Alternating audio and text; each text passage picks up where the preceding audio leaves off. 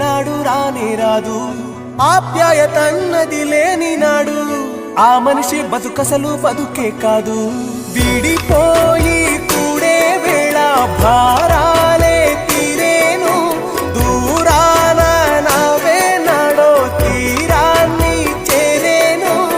ఇంకొక జన్మంటూ ఆ దేవుడు నాకిస్తే మళ్ళీ బంధం నాకిమ్మని వరమడిగేస్తా.